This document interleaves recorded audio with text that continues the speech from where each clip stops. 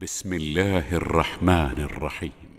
ونادى فرعون في قومه قال يا قوم أليس لي ملك مصر وهذه الأنهار تجري من تحتي أفلا تبصرون أم أنا خير من هذا الذي هو مهين ولا يكاد يبين فلولا ألقي عليه أسورة من ذهب أو جاء معه الملائكة مقترنين.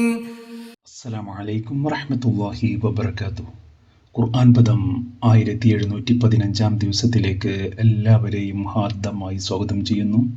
വിശുദ്ധ ഖുർആനിലെ 43-ാമത്തെ അധ്യായമായ സൂറത്ത് സുഹ്റൂഫിലെ 51 മുതൽ 53 വരെയുള്ള ആയത്തുകളാണ് ഇന്ന് പഠന വിധേയമാക്കുന്നത്.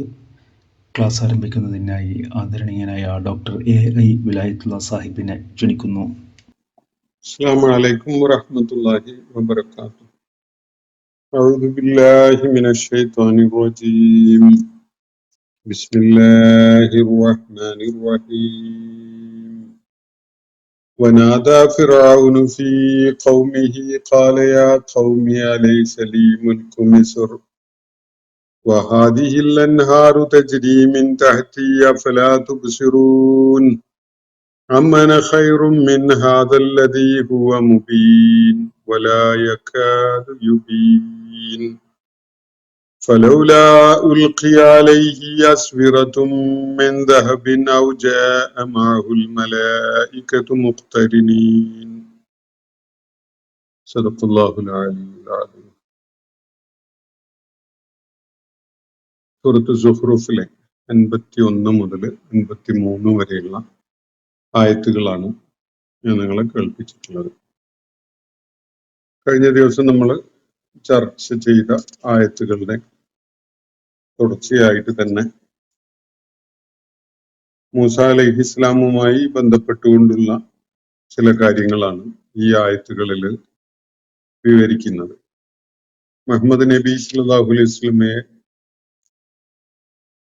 മക്കയിലെ ആളുകളുടെ നിഷേധത്തിന്റെ പശ്ചാത്തലത്തിൽ അദ്ദേഹത്തെ ആശ്വസിപ്പിച്ചുകൊണ്ട് അദ്ദേഹം നിലകൊള്ളുന്നത് ഏറ്റവും മൃദുവായ പാതയിൽ തന്നെയാണ് എന്ന കാര്യം അദ്ദേഹത്തിന് ധൈര്യം പകർന്നു കൊടുത്തുകൊണ്ട് വ്യക്തമാക്കിയ ശേഷം ഈ വിശുദ്ധ ഖുർആന്റെ അവതരണം താങ്കൾക്കും താങ്കളുടെ സമൂഹത്തിനും വലിയ യശസ്സുണ്ടാക്കുന്ന കാര്യമാണ്. അതേപോലെ തന്നെ വലിയ ചുമതലയും ഉത്തരവാദിത്വവും ഒക്കെ വന്ന് ചേരാൻ കാരണമാകുന്ന ഒരു സംഗതി കൂടിയാണ് എന്ന് വ്യക്തമാക്കിയതിന് ശേഷം മുൻകഴിഞ്ഞ കാലങ്ങളിലെ പ്രവാചകന്മാരിൽ ആരെങ്കിലും അല്ലാഹു അല്ലാത്ത വല്ല ആലിഹത്തിനെയും ഇബാദത്ത് ചെയ്യുവാൻ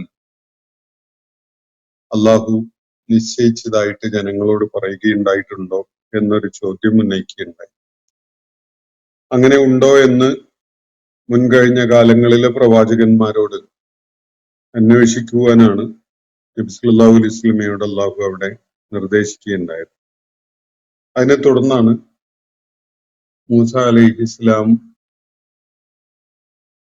ജീവിച്ച കാലഘട്ടവും അദ്ദേഹവുമായി ബന്ധപ്പെട്ടുകൊണ്ടുള്ള വിഷയങ്ങളും അല്ലാഹു ഇവിടെ പരാമർശിക്കുന്നത്. മൂസ അലൈഹിസ്സലാം ഉൾപ്പെടെയുള്ള ഒരു പ്രവാചകനും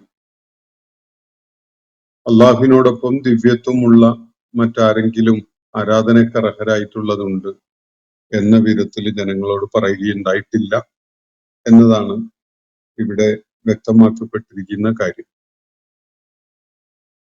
മൂസ അലൈഹിസ്സലാം തന്റെ ദൗത്യം നിർവഹിക്കുന്നതിന്റെ ഭാഗമായി ഫിറോനുമായി ആശയസംവാദം നടത്തിയ കാര്യമാണ്. അതിന്റെ ചില വിശദാംശങ്ങളോടുകൂടി ഇവിടെ വിവരിക്കപ്പെടുന്നത്. അതിന്റെ ആദ്യ ഭാഗം നമ്മൾ കാണുകയുണ്ടായി. അള്ളാഹുവിന്റെ പ്രവാചകനാണ് താനെന്ന് ബോധ്യപ്പെടുത്തുന്ന വിധത്തിലുള്ള ദൃഷ്ടാന്തങ്ങൾ ഒന്നിനു പുറകെ ഒന്നായി ഏറെ എണ്ണം മൂസ അലൈഹിസ്സലാം അവരെ കാണിക്കുകയുണ്ടായി. അവര് സത്യമാർഗം ഉൾക്കൊള്ളുന്നവരായി മാറിയെങ്കിലോ എന്ന നിലക്കാണ് മൂസ അലൈഹിസ്സലാം അള്ളാഹുവിന്റെ അനുമതി പ്രകാരം ഈ ദൃഷ്ടാന്തങ്ങൾ കാണിക്കുന്നതും അവരുടെ ചിന്തയെ തട്ടിയുണർത്തുകയൊക്കെ ചെയ്യുന്നത്.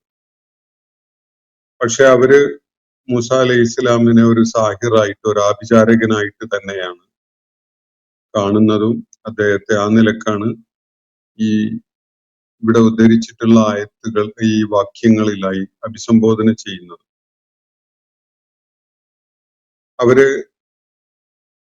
അവർ നേരിട്ടുകൊണ്ടിരുന്ന ചില പരീക്ഷണങ്ങൾ അല്ലെങ്കിൽ ചില പീഡാനുഭവങ്ങൾ അവ നീക്കി കിട്ടുവാൻ വേണ്ടി അള്ളാഹുവിനോട് പ്രാർത്ഥിക്കുവാൻ മൂസ അലൈഹി ഇസ്ലാമിനോട് ആവശ്യപ്പെടുന്നു. അങ്ങനെ ആ പ്രശ്നം പരിഹരിക്കപ്പെടുകയാണെങ്കിൽ ഞങ്ങൾ തീർച്ചയായിട്ടും മൂസ അലൈഹിസ്സലാം ചൂണ്ടിക്കാണിക്കുന്ന ആ സന്മാർഗം ഉൾക്കൊള്ളാൻ സന്നദ്ധരാകും എന്ന നിലക്കാണ് അവർ പറഞ്ഞുകൊണ്ടിരുന്നത്. അപ്പൊ ഓരോ പീഡാനുഭവങ്ങളുടെ ഘട്ടത്തിലും അതിൽ നിന്ന് മുക്തി ലഭിക്കുന്നതിന് വേണ്ടി പ്രാർത്ഥിക്കാൻ ആവശ്യപ്പെടുകയും അള്ളാഹു മൂസ അലൈഹി ഇസ്ലാമിന്റെ പ്രാർത്ഥന സ്വീകരിച്ചുകൊണ്ട് അവർക്ക് അതിൽ നിന്ന് മുക്തി നൽകുകയൊക്കെ ചെയ്തുവെങ്കിലും അവര് വാക്ക് പാലിക്കുകയുണ്ടായില്ല. അവര് സന്മാർഗം സ്വീകരിക്കാൻ കൂട്ടാക്കുകയുണ്ടായില്ല എന്നതാണ് നമ്മൾ അവസാനം വായിച്ച, ഇന്നലെ പഠന വിധേയമാക്കിയ ആയത്തുകളുടെ അവസാനത്തിൽ അള്ളാഹു വ്യക്തമാക്കുന്നത്. ഫലമ്മാ കശഫ്നാ അൻഹുമുൽ അദാബ ഇദാ ഹും യൻകുസൂൻ. അവർ നേരിട്ടുകൊണ്ടിരുന്ന ആ ദുരിതാനുഭവങ്ങളെ നാം നീക്കി കൊടുത്തപ്പോ അവര് കൃതജ്ഞത കാണിക്കുന്നവരായിക്കൊണ്ട് വാക്ക് പാലിക്കാൻ സന്നദ്ധരാവുകയല്ല ഉണ്ടായത്. മറിച്ച് അവര് കൃതജ്ഞത കാണിച്ച്, നന്ദികേട് കാണിച്ച് വാക്ക് ലംഘിക്കുന്ന ഒരു സ്വഭാവമാണ് പ്രദർശിപ്പിക്കുകയുണ്ടായത് എന്നതാണ് അള്ളാഹു ഇവിടെ വ്യക്തമാക്കുകയുണ്ടായത്. അതിനെ തുടർന്നാണ് ഇന്ന് ഞാൻ നിങ്ങളെ കേൾപ്പിച്ച ആയത്തുകൾ വരുന്നത്. വനാദ ഫിറഔനു ഫീ ഖൗമിഹി. ഫിറഔൻ ഒരു ദിവസം, ഒരു സന്ദർഭത്തിൽ തന്റെ ആളുകൾക്കിടയിലായിട്ട് ഒരു വിളംബരം നടത്തുകയുണ്ടായി. അദ്ദേഹം വിളിച്ചു പറയുകയുണ്ടായി. ഒന്നുകിൽ അദ്ദേഹം നേരിട്ട് വിളിച്ചു പറഞ്ഞ കാര്യമാവാം, അതല്ലെങ്കിൽ അദ്ദേഹത്തിന് വേണ്ടി അദ്ദേഹത്തിന്റെ ഉദ്യോഗസ്ഥന്മാര് ജനങ്ങളെ ഉറക്കെ കേൾപ്പിക്കുന്ന വിധത്തിൽ വിളിച്ചു പറഞ്ഞതാവാം.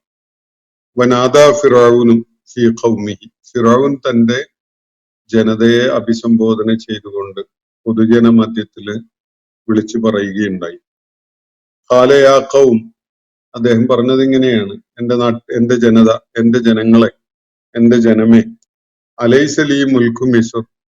ഈ മിസ്രയീം ദേശത്തിന്റെ ആധിപത്യം എനിക്കല്ലയോ?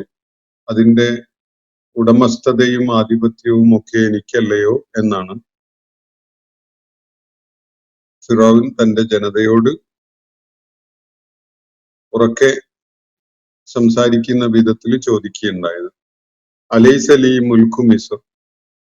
മിസ്ർ എന്ന പേരിൽ അറിയപ്പെടുന്ന അക്കാലത്തെ ഏറ്റവും ശക്തമായ ഒരു രാജ്യമായിരുന്നു മിസ്ർ.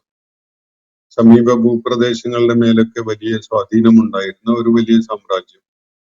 അപ്പൊ ഈ മിസ്റിന്റെ ആധിപത്യം എനിക്കുള്ളതല്ലേ, എന്റെ ഉടമസ്ഥതയിലുള്ളതല്ലേ എന്നതാണ് ഫിറഔൻ തന്റെ ജനതയോടായിട്ട് ചോദിക്കുകയുണ്ടായത്. ELISA Lee മുൽക്കു മിസ്ർ.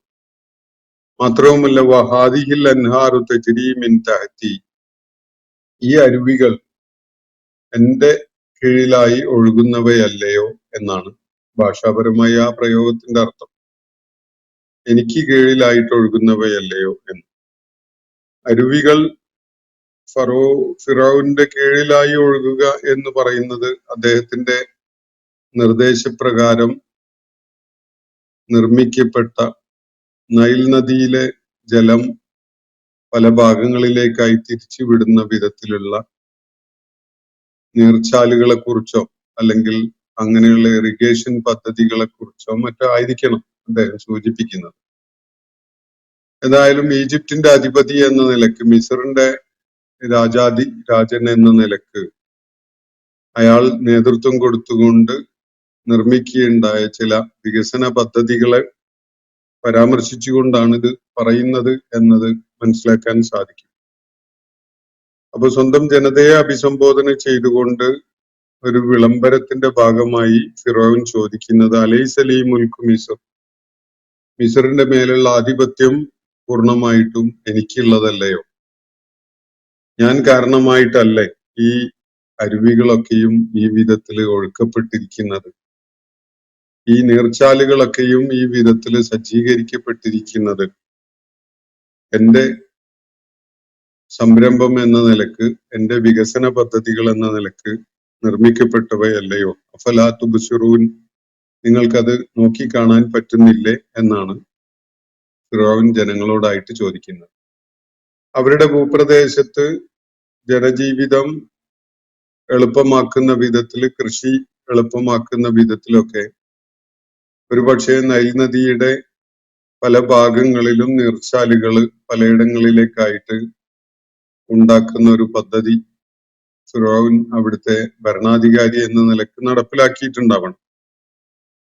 പക്ഷെ അതിന് നാട്ടുകാരായ ജനങ്ങൾ കൊടുക്കേണ്ടിയിരിക്കുന്ന വില അവര് സ്വയം അയാൾക്ക് അടിമപ്പെടുക എന്നതാണ്.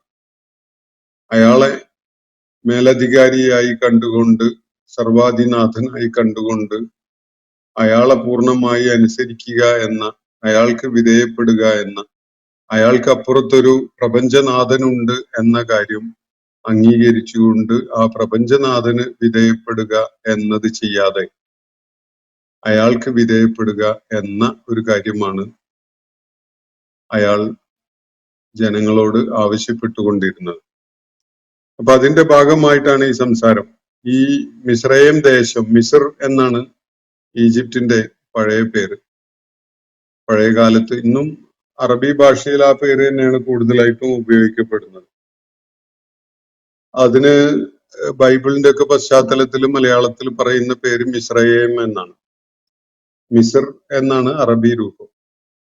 അപ്പോ മിസ്ർ എന്നാൽ ഭാഷാപരമായി അറബിയിൽ പട്ടണം എന്നാണ് അർത്ഥം, അല്ലെങ്കിൽ ഒരു നഗര കേന്ദ്രം എന്നൊക്കെ മനസ്സിലാക്കാം. അപ്പോ ഈ മിസ്ർ എന്റെ ഉടമസ്ഥതയിലുള്ളതല്ലേ?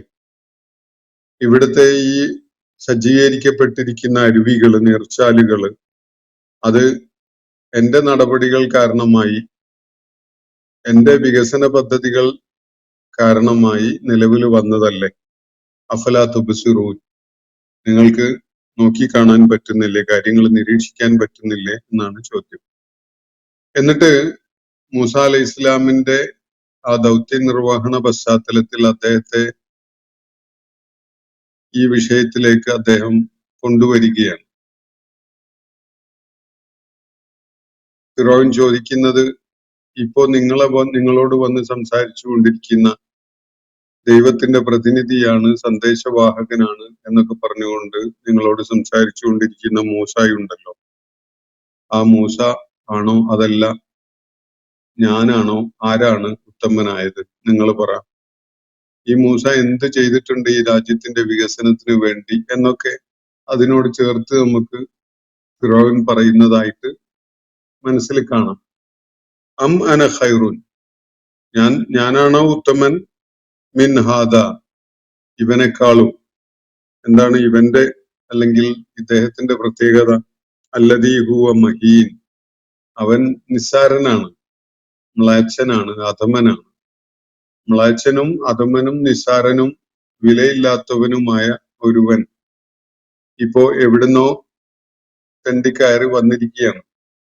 ഈ രാജ്യത്ത് അയാൾക്ക് വേരുകളൊന്നുമില്ല, അയാൾ അധികാരമുള്ളവനല്ല, ധനികനല്ല, എന്തെങ്കിലും നിലക്ക് വിലമതിക്കപ്പെടേണ്ട വ്യക്തിത്വമുള്ള ഒരാളല്ല.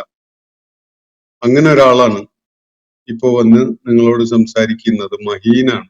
മഹീൻ എന്ന് പറഞ്ഞാൽ നിസ്സാരൻ, അല്ലെങ്കിൽ അല്പൻ, അധമൻ എന്നൊക്കെ പറയാം. അപ്പോ അം അന ഖൈറുൻ, എന്താണ് നിങ്ങളുടെ അഭിപ്രായം ഈ വിഷയത്തില്? ഞാനാണോ ഉത്തമൻ? ഈ രാജ്യത്തിന്റെ അധിപനായ, മിസ്റിന്റെ ഉടമസ്ഥനായ, ഈ നീർച്ചാലുകളൊക്കെയും ഈ വിധത്തില് സജ്ജീകരിച്ച് നിങ്ങൾക്ക് ജീവിതം ക്ഷേമകരമാക്കി മാറ്റി തന്ന ഭരണാധിപനായ ഞാനാണോ ഉത്തമൻ? അതല്ല.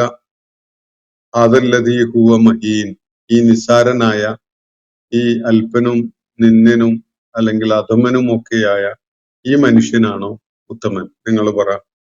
വലാ യകാദു യുബീൻ, മാത്രമല്ല അവന് കാര്യം തെളിച്ച് പറയാനിട്ട് കഴിയുന്നുമില്ല. വലാ യകാദു യുബീൻ എന്നാണ് പറയുന്നത്. മൂസ അലൈഹി ഇസ്ലാമിനെ ഇകഴ്ത്തിക്കൊണ്ട് അദ്ദേഹത്തിന്റെ പ്രയത്നങ്ങളെ നിസ്സാരമാക്കി കണ്ടുകൊണ്ട് ഫിറഔൻ തുടർന്ന് പറയുന്ന ഒരു വാചകമാണത്. വലാ യകാദു യുബീൻ. വലാ യകാദു യുബീൻ എന്ന് പറഞ്ഞാൽ ഭാഷാപരമായിട്ട് തെളിച്ചു പറയാനൊട്ട് കഴിയുന്നുമില്ല എന്നാണ്. മൂസ അലൈഹി ഇസ്ലാം ചെറുപ്രായത്തിൽ തന്നെ സംസാര വൈഭവം തടസ്സപ്പെട്ട ആളായിട്ട് വിശുദ്ധ ഖുർആൻ ചില പരാമർശങ്ങൾ നടത്തുന്നത് കാണാം. പക്ഷെ ഒരിടത്ത് മൂസ അലൈഹി ഇസ്ലാം അള്ളാഹുവിനോട് പ്രാർത്ഥിക്കുന്നുണ്ട്, വഹ്ലുൽ ഉഖ്ദത്തം മിൻ ലിസാനി യഫ്ഖഹു ഖൗലി എന്ന്. സൂറത്ത് ത്വാഹയിൽ അത് നമ്മൾ കാണുന്നുണ്ട്. എന്റെ നാക്കിന്റെ കുരുക്ക് നീ അഴിച്ചു തരണമേ, എന്റെ സംസാരം അവർക്ക് വ്യക്തമായി മനസ്സിലാക്കാൻ കഴിയണമേ എന്ന് മൂസ അലൈഹി ഇസ്ലാം അള്ളാഹുവിനോട് ഒരു അഭ്യർത്ഥനയായിട്ട് അദ്ദേഹത്തെ ദൗത്യം ചുമതലപ്പെടുത്തിയ വേളയിൽ പറയുന്നത് നമ്മൾ കാണുന്നുണ്ട്. മൂസ അലൈഹി ഇസ്ലാം ആവശ്യപ്പെട്ട കാര്യങ്ങൾ അനുവദിച്ചതായിട്ടും സൂറത്ത് ത്വാഹയിൽ അള്ളാഹു തുടർന്ന് പറയുന്നുണ്ട്. അതുകൊണ്ട് തന്നെ ചില ആളുകൾ സങ്കല്പിക്കുന്ന പോലെ ഈ കാര്യം വ്യക്തമായിട്ട് താൻ ഉദ്ദേശിച്ച കാര്യം വ്യക്തതയോടുകൂടി പറയാൻ കഴിയുന്നവനുമല്ല എന്ന് ഇവിടെ മൂസ അലൈഹി ഇസ്ലാമിനെ പരാമർശിച്ചുകൊണ്ട് ഫിറഔൻ പറയുന്നത് ഒരു അസാംഗത്യമുള്ള ഒരു സംഗതിയായിട്ടേ കാണാൻ കഴിയൂ. പലരും തെറ്റായി പഴയ സംഗതികളോട് ചേർത്ത് ഈ ആയത്തിനെ വായിക്കുന്നത് കൊണ്ട് അങ്ങനെ ഒരു അർത്ഥം അതിന് വരുന്നതാണ്. മൂസ അലൈഹി ഇസ്ലാമിനെ പരാമർശിച്ചുകൊണ്ട് ഫിറഔൻ പറയുന്ന കാര്യം അദ്ദേഹത്തിന്റെ നാക്കിനുള്ള സ്ഫുടതയില്ലായ്ക, സംസാരത്തിലുള്ള സ്ഫുടതയില്ലായ്ക എന്നതിനെ കുറിച്ചാവാൻ സാധ്യത വളരെ കുറവാണ്. കാരണം അള്ളാഹുവിൻ അദ്ദേഹത്തെ പ്രവാചകനായി ചുമതലപ്പെടുത്തിയ ഘട്ടത്തിൽ തന്നെ മൂസ അലൈഹി ഇസ്ലാം ആ കാര്യം പറഞ്ഞുകൊണ്ട് പ്രാർത്ഥിക്കുന്നുണ്ട്. അപ്പോ ആ പ്രാർത്ഥന അള്ളാഹു സ്വീകരിച്ചതായിട്ടും ഖുർആൻ പറയുന്നുണ്ട്. അപ്പൊ ഒന്നുകിൽ മൂസ അലൈഹി ഇസ്ലാമിന് സംസാര വൈഭവം നൽകപ്പെട്ടതായിട്ട് ഫിറഔന് അനുഭവിച്ചറിയാൻ സാധിച്ചിട്ടില്ല അതുവരെ എന്ന് മനസ്സിലാക്കേണ്ടി വരും.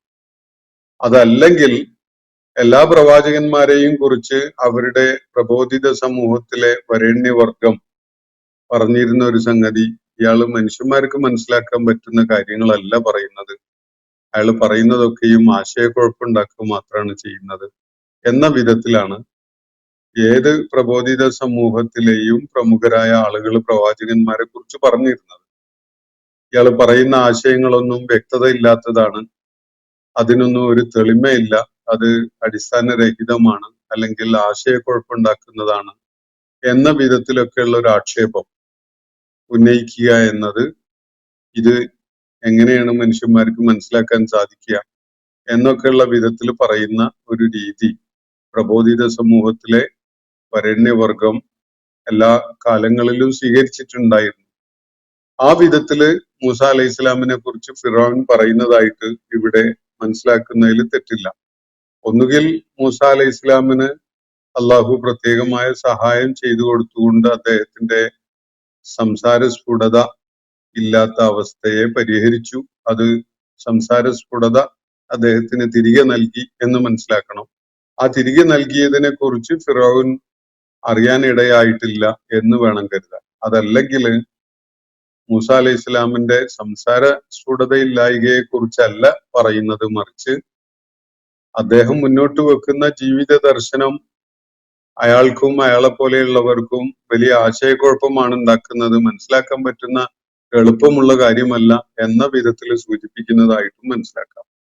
അമ്മന ഖൈറുൻ, അപ്പോ ചോദിക്കുന്നത് ഇങ്ങനെയാണ്, ഞാനാണോ ഉത്തമൻ മിൻ ഹാദ, ഇവനെക്കാളും, അല്ലദീ ഹുവ മഹീൻ, ഈ നിസാരനായ അധമനായ ഇപ്പോ എവിടുന്നോ കയറി വന്നിരിക്കുന്ന ഈ മനുഷ്യനേക്കാളും ഉത്തമൻ ഞാൻ തന്നെയല്ലേ എന്നതാണ് ജനങ്ങളോട് ചോദിക്കുന്ന ചോദ്യം. വലാ യകാദു യുബീൻ, അവനാണെങ്കിൽ കാര്യങ്ങൾ തെളിമയോടുകൂടി പറയാനും കഴിയുന്നില്ല എന്നാണ്. എന്ന് പറഞ്ഞാൽ അവൻ പറഞ്ഞുകൊണ്ടിരിക്കുന്നതൊന്നും വ്യക്തതയുള്ള സംഗതിയല്ല. അത് സന്നദ്ധതയില്ലായ്കയുടെ ഒരു പ്രശ്നം കൂടിയാണ്. കാര്യങ്ങൾ മനസ്സിലാക്കാൻ സന്നദ്ധത ഇല്ലാണ്ടാവുമ്പോൾ സംസാരിക്കുന്ന ആളുടെ സംസാരത്തിലെ വ്യക്തതയില്ലായ്ക എന്നൊരാക്ഷേപം ഉന്നയിക്കുക പലർക്കും ഒരു സ്വാഭാവികതയുള്ള ഒരു സംഗതിയാണ്. വലാ യക്കാദു യുബീൻ, ഇയാൾ പറയുന്നതാണെങ്കിൽ ഒരു വ്യക്തതയും ഇല്ല, എന്തൊക്കെയോ ആശയക്കുഴപ്പമുണ്ടാക്കുന്ന കാര്യങ്ങളാണ് ഈ മൂസ പറഞ്ഞുകൊണ്ടിരിക്കുന്നത്. നമ്മുടെ നിലവിലുള്ള സാമൂഹ്യ വ്യവസ്ഥയെ തകിടം മറിക്കുന്ന വിധത്തില് അതേ സമയത്ത് ഒരു തെളിമയും ഇല്ലാത്ത കുറെ കാര്യങ്ങൾ പറഞ്ഞുകൊണ്ടിരിക്കുകയാണ് ഇയാള് എന്ന നിലക്കാണ് മൂസ അലൈഹി ഇസ്ലാമിനെ കുറിച്ച് ഫിറോനോട് പരാമർശിക്കുന്നത്. എന്നിട്ട് ഒരു കാര്യം കൂടി ചോദിക്കുകയാണ്, ഫലൗല ഉൽഖിയ അലൈഹി അസ്വിറത്തും മിൻ ദഹബ്, എന്താണ് ഇവന്റെ മേൽ ഒരു സ്വർണ്ണ കങ്കണം ഒന്നും അണിയിക്കപ്പെട്ടതായിട്ട് കാണുന്നില്ലല്ലോ? ഒരു രാജാവിന്റെ പ്രതിനിധിയായിട്ട് വരുന്ന ആളാണെങ്കിൽ പോലും അതിന്റെ അടയാളപ്പെടുത്തല് ദേഹത്തിൽ ഉണ്ടാവുമല്ലോ. രാജാവ് അയാൾ അണിയിച്ചിട്ടുള്ള ഒരു സ്വർണത്തിന്റെ ആഭരണമോ ഒരു ബ്രേസ്ലെറ്റ് പോലെയുള്ളതോ അല്ലെങ്കിൽ രാജാവിന്റെ മുദ്ര രേഖപ്പെടുത്തപ്പെട്ടിട്ടുള്ള വല്ല മോതിരമോ അങ്ങനെ എന്തെങ്കിലുമൊക്കെ ഉണ്ടാവുമല്ലോ. ഈ മൂസ ഒരു വടിയും കുത്തിപ്പിടിച്ചാണ് ഇങ്ങ് വന്നിട്ടുള്ളത്. ഇവൻ പ്രപഞ്ചനാഥനായ അള്ളാഹുവിന്റെ ദൂതനാണ് എന്നതിന് ഇവന്റെ കയ്യിൽ യാതൊരു അടയാളവും ഇല്ല. ഇവൻ അങ്ങനെയുള്ള സ്വർണ കങ്കണങ്ങൾ അണിയിക്കപ്പെട്ടുകൊണ്ടല്ല ഇങ്ങോട്ട് പറഞ്ഞയക്കപ്പെട്ടിട്ടുള്ളത്. അതുകൊണ്ട് ഫലൗല ഉൽഖിയ അലൈഹി അസ്വിറത്തും മിൻ ദഹബ്, എന്തുകൊണ്ടാണ് ഇവനെ അങ്ങനെയുള്ള സ്വർണ്ണാഭരണം, സ്വർണ കങ്കണം, സ്വർണ വളയൊന്നും അണിയിക്കപ്പെട്ടിട്ടില്ലാത്തത്? ഔ ജാഅ മഅഹുൽ മലായികതു മുഖ്തരിനീൻ, അതല്ലെങ്കിൽ അവനോടൊപ്പം അകമ്പടിയായി അവന്റെ ഇടവും വലവും എന്തുകൊണ്ട് മലക്കുകൾ കൂട്ടായിട്ട് അയക്കപ്പെടുകയും ഉണ്ടായിട്ടില്ല? രണ്ട് സംഗതികൾ നിർബന്ധമായിട്ടും വേണം മൂസായെ ദൈവിക ദൂതനായിട്ട് അംഗീകരിക്കണമെങ്കിൽ എന്നാണ് പറയുന്നതിന്റെ ധ്വനി. ഒന്ന്, അയാളുടെ കൈകളിൽ സ്വർണ്ണ കങ്കണങ്ങൾ അണിയിക്കപ്പെടണം, അസ്വിറത്ത് അണിയിക്കപ്പെട്ടിട്ടുണ്ടാവണം, എന്തെങ്കിലും ഒരു മുദ്രയുള്ള ഒരു അടയാളപ്പെടുത്തപ്പെട്ടിട്ടുള്ള വിധത്തിലുള്ള ഒരു ആഭരണം അല്ലെങ്കിൽ ഒരു വള, ബ്രേസ്ലെറ്റ് പോലെയുള്ള എന്തെങ്കിലും ഒന്ന് ഇദ്ദേഹം പ്രവാചകനാണ് എന്നതിനുള്ള സാക്ഷ്യമായിട്ട് അദ്ദേഹത്തിന് അണിയിക്കപ്പെട്ടിട്ടുണ്ടാവണം. രാജാക്കന്മാരുടെയൊക്കെ പ്രതിനിധികൾ വരുമ്പോ അങ്ങനെയുള്ള ഐഡന്റിഫിക്കേഷനുള്ള സംവിധാനങ്ങളൊക്കെ ഉണ്ടാവാറുണ്ടല്ലോ. അള്ളാഹുവിന്റെ ദൂതനായിട്ട് വന്നിരിക്കുന്ന ഇയാള് അങ്ങനെ ഒരു സ്വർണവളയം പോലും കൈകളിൽ ഇല്ലാത്ത വിധത്തിലാണ് വന്നിട്ടുള്ളത്. മാത്രവുമല്ല ഇയാൾക്ക് അകമ്പടിയായിട്ട് മലായിക്കത്ത് ഖരീനായിട്ട് നിയോഗിക്കപ്പെട്ടിട്ടുമില്ല. മുഖ്തരിനീൻ ആയിട്ടുള്ള മലായിക്കത്തും ഇല്ല കൂടെ. അകമ്പടിയായി ഇടവും വലവും സേവനം അനുഷ്ഠിക്കുന്ന ആളായിക്കൊണ്ട് ഒരു മലക്കും അയാളുടെ കൂടെ നിയോഗിക്കപ്പെട്ടിട്ടുമില്ല. അപ്പൊ ഈ അവസ്ഥയിൽ ഇയാളെ ദൈവിക ദൂതനാണ് എന്ന നിലയ്ക്ക് എങ്ങനെ അംഗീകരിക്കാൻ പറ്റും? അങ്ങനെ ഒരു വടിയും കുത്തിപ്പിടിച്ചു വന്നിരിക്കുന്ന ഒരു അപരിചിതൻ അല്ലെങ്കിൽ ഒരു അപ്രസക്തനായ ഒരാള്, അവനാണോ നിങ്ങൾക്ക് ശ്രേഷ്ഠനായിട്ട് തോന്നുന്നത്? അതല്ല, ഈജിപ്തിന്റെ വികസനത്തിന് നായകത്വം നൽകിയിട്ടുള്ള, നേതൃത്വം നൽകിയിട്ടുള്ള ഈജിപ്തിന്റെ ഉടമയും ഭരണാധികാരിയുമായ ഞാനാണോ നിങ്ങൾക്ക് ശ്രേഷ്ഠനായിട്ട് അനുഭവപ്പെടുന്നത്? നിങ്ങളൊന്ന് നോക്കി നിരീക്ഷിച്ച് പറ. ഇതാണ് ഫിറഔൻ തന്റെ ജനങ്ങളോട് ഒരുപക്ഷെ ഒരു വെല്ലുവിളിയുടെ സ്വഭാവത്തോടു കൂടി പറയുന്നത്, പ്രഖ്യാപിക്കുന്നത്. അപ്പോ മൂസ അലൈഹി ഇസ്ലാമിന്റെ ദൗത്യ നിർവഹണം അവിടെ എല്ലാ വിഭാഗം ജനങ്ങളിലേക്കും ഇതിനകം എത്തിക്കഴിഞ്ഞു. അത് ഈജിപ്തിലെ മുഖമൂലകളിൽ പ്രതിധ്വനികൾ ഉണ്ടാക്കിക്കൊണ്ടിരിക്കുകയാണ്. ആളുകൾക്കിടയിൽ അത് സംസാരമായിട്ടുണ്ട്. മൂസ അലൈഹി ഇസ്ലാമിന്റെ വാക്കുകൾ അവരിൽ സ്വാധീനം സൃഷ്ടിക്കുന്നു. ഇങ്ങനെയൊക്കെയുള്ള ഒരു അവസ്ഥ സംജാതമായിട്ടുണ്ട് എന്നത് വ്യക്തമാണ്. മാത്രവുമല്ല, ഫിറോവിന്റെ ഈ സംസാരത്തില് ഒരു അധികാരസ്ഥനായ ആള് അയാൾക്ക് അധികാരം നഷ്ടപ്പെട്ടു പോകുന്ന വിധത്തിൽ, അയാളുടെ കാൽച്ചുവട്ടിൽ നിന്ന് മണ്ണൊലിച്ചു പോകുന്ന വിധത്തിലുള്ള ഒരു വെപ്രാളപ്പെടൽ ഈ വാക്കുകളിൽ നിലയ്ക്കുന്നത് അതും നമുക്ക് കാണാൻ കഴിയും. ഞാനല്ലേ അധികാരസ്ഥൻ, ഞാനല്ലേ ഈജിപ്തിന്റെ ഉടമസ്ഥൻ, ഇവിടുത്തെ അരുവികൾ ഈ വിധത്തില് ഒഴുക്കി വിട്ടിരിക്കുന്നത് ഞാനാണ് എന്ന കാര്യം നിങ്ങൾക്ക് അറിയുകയില്ലേ? നിങ്ങൾക്ക് കാണാനും മനസ്സിലാക്കാനും പറ്റുന്നില്ലേ? ഞാനല്ലേ നിങ്ങൾക്ക് പ്രാധാന്യമുള്ളവൻ? അതല്ല ഈ കയറി വന്നിരിക്കുന്ന യാതൊന്നിനും വകയില്ലാത്ത ഈ അധമനായ ദൈവിക നിയോഗം നിർവഹിക്കാൻ വന്ന ആളാണ് എന്നത് ബോധ്യപ്പെടുത്തുന്ന ഒരു അടയാളവും ഇല്ലാത്ത, അതുപോലെ അകമ്പടിയായിട്ട് മാലാഖമാരൊന്നും വന്നിട്ടില്ലാത്ത ഈ ഏതോ മനുഷ്യൻ, ഇയാളാണോ കൂടുതൽ നിങ്ങൾക്ക് ഉത്തമനായിട്ട് തോന്നുന്നത് എന്ന ചോദ്യമാണ് ഫിറോൻ ഇവിടെ ഉന്നയിക്കുന്നത്. അപ്പൊ ആളുകൾക്കിടയില് അവരുടെ മനസ്സുകളിൽ ഈ രണ്ട് ആളുകളെയും ചേർത്ത് വെച്ച് തൂക്കി നോക്കുന്ന ഒരവസ്ഥ ആയിട്ടുണ്ട് എന്നാണ് അത് നൽകുന്ന സൂചന. ഒരു തട്ടില് മൂസ അലൈഹി ഇസ്ലാമിനെയും മറുതട്ടിൽ ഫിറോവിനെയും വെച്ചുകൊണ്ട് അവര് ഈ രണ്ടു പേരെയും തൂക്കി അളന്ന് നോക്കിക്കൊണ്ടിരിക്കുന്ന ഒരവസ്ഥ സംജാതമായിട്ടുണ്ട്. ആളുകൾ താരതമ്യം ചെയ്യുകയാണ് എന്നതാണ് വ്യക്തമാകുന്ന ഒരു കാര്യം. എന്ന് മാത്രമല്ല, ഫറോവയിൽ വലിയ ആശങ്ക ഉളവാക്കുന്ന വിധത്തില് ആളുകളുടെ നിലപാടുകളിൽ മാറ്റം ഉണ്ടാകുന്നത് അയാൾ കാണുന്നുണ്ട്. ആ വെപ്രാളപ്പെടലും ആ ഭയപ്പാടും ഒക്കെ ഈ വാക്കുകളിൽ പ്രകടമാണ് എന്നാണ് മനസ്സിലാക്കാൻ സാധിക്കുന്നത്. അപ്പോ ഒരു ചോദ്യമാണ് ഫിറോൻ ഇവിടെ ഉന്നയിച്ചിട്ടുള്ളത്. ഫലൗല ഉൽഖിയ അലൈഹി അസ്വിറത്തും മിൻ ദഹബിൻ, എന്തുകൊണ്ട് ഇയാൾ ഒരു സ്വർണ്ണ കങ്കണം അണിയിക്കപ്പെടുകയുണ്ടായില്ല? ഔ ജാഅ മഅഹുൽ മലായികത്തു മുഖ്തരിനീൻ, അല്ലെങ്കിൽ കൂട്ടായി അകമ്പടിയായി എന്തുകൊണ്ട് മാലാഖമാരെ ഇയാളോടൊപ്പം നിയോഗിച്ചയക്കുകയുണ്ടായില്ല?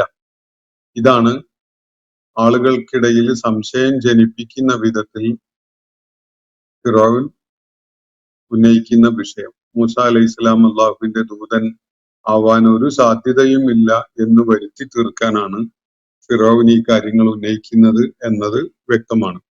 മുഖ്തരിനീൻ എന്ന വാക്ക് ഖരീൻ എന്ന വാക്കുമായി ബന്ധമുള്ള ഒരു പദമാണ്. അദ്ദേഹത്തിന്റെ അടുത്ത കൂട്ടുകാരനായിക്കൊണ്ട്, അല്ലെങ്കിൽ അകമ്പടി സേവനം നൽകുന്ന ആളുകൾ എന്ന നിലക്കൊക്കെ അതിനെ മനസ്സിലാക്കാം. മലക്കുകളുടെ സാന്നിധ്യവും അകമ്പടിയും ഇരുവശങ്ങളിലുമായിട്ട് ഇയാൾക്ക് നൽകപ്പെടാതിരുന്നത് എന്തേ? ദൈവദൂതനാണെങ്കിൽ അങ്ങനെയൊക്കെ ഉണ്ടാവൂലേ എന്നാണ് ഫിറോൻ ഉന്നയിക്കുന്ന ചോദ്യത്തിന്റെ കാതൽ. അപ്പോ ഇന്നത്തെ സെഷൻ ഞാൻ ഇവിടെ അവസാനിപ്പിക്കുകയാണ്. ഈ വിഷയം ഇവിടെ അവസാനിക്കുന്നില്ല. തുടർന്നുള്ള ആയത്തുകളിൽ ഇതിന്റെ കൂടുതൽ വിശദാംശങ്ങൾ പ്രതിപാദിക്കപ്പെടുന്നുണ്ട്. നമുക്ക് ആ ആയത്തുകൾ വായിക്കുമ്പോൾ അവ കൂടുതലായിട്ട് മനസ്സിലാക്കാം.